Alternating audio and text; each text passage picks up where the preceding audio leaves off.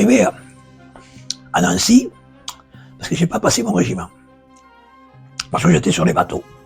À Nancy, je ne suis pas parti avec ma clarinette, je suis parti avec mon accordéon. Parce que, comme j'avais travaillé chez Verschuren m'a dit, Paul, avec l'accordéon, tu mangeras toujours. Et c'est vrai. J'arrive.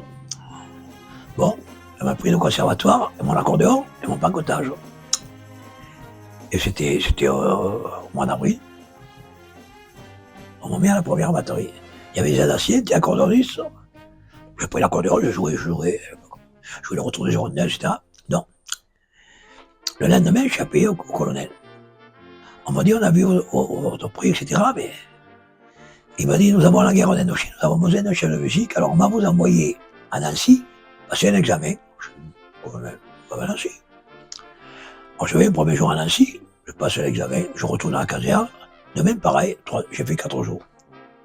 4e jour, le gars, quand j'arrive, il m'a dit, faut pas aller plus loin, hein.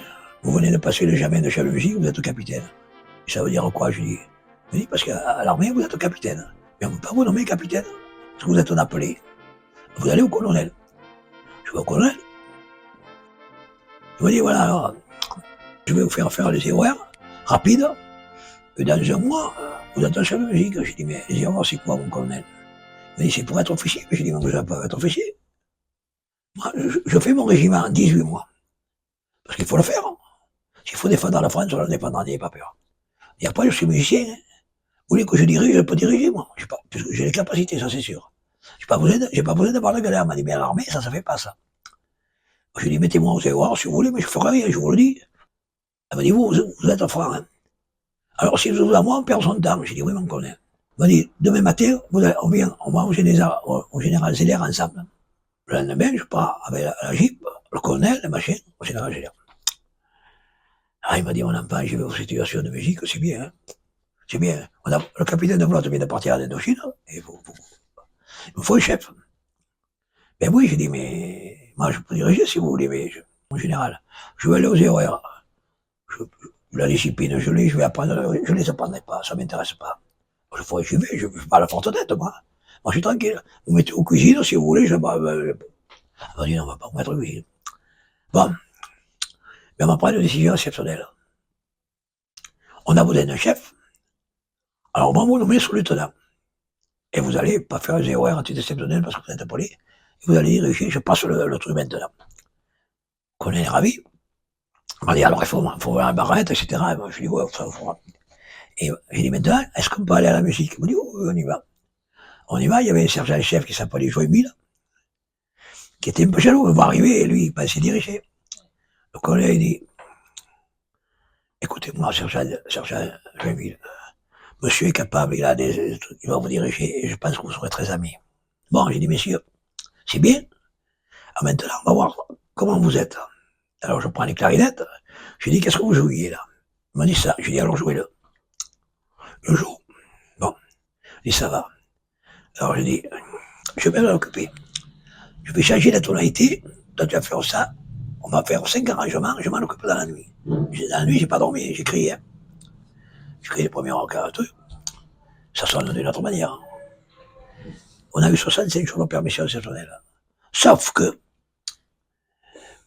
le jour du Père-Sang, je fais le cha-cha-cha militaire. Il est là, je vais vous faire écouter. Ça date de... C'est à moi, c'est moi qui l'ai créé, ça m'a coûté 22 jours supplémentaires à l'armée, ça. J'étais chef de musique. Je l'ai créé à l'armée en 1954 ou 55. Le lendemain, le colonel a volé. Ça, c'est pas militaire. Donné 22 jours supplémentaires. Je fais une sonnerie de trompette. Et on fait 1, 2, 2, puis alors, avec des casseroles, des machins. Je mets le Père-Sang et je joue ça en fantaisie. C'est bien, les gens sont sortis des machins, tout le monde rigolait, c'est bien. Sauf que le lendemain, je suis pas le colonel. Ils m'ont mis aux arrêts pendant 22 jours, au lieu de partir j'ai fait 22 jours supplémentaires. Parce que ça, militairement, ça se fait pas. C'est venu aux oreilles du général.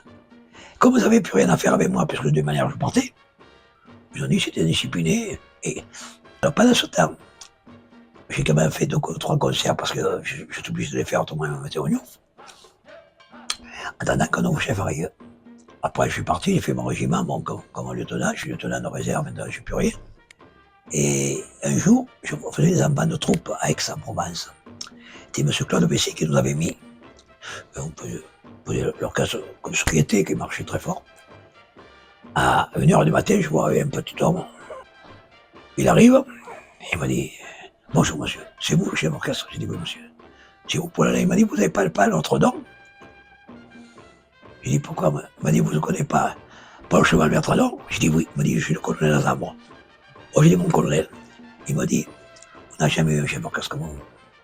Alors, je vais offrir le champagne à tout l'orchestre, c'est formidable. » Il m'a dit « J'aime la musique, les arrangements que vous avez faits. » Il m'a parlé du chacha militaire, il m'a dit « Oui, ben, vous comprenez, vous êtes un plaisantin, mais c'était bien musicalement, mais c'est pas dans l'armée. »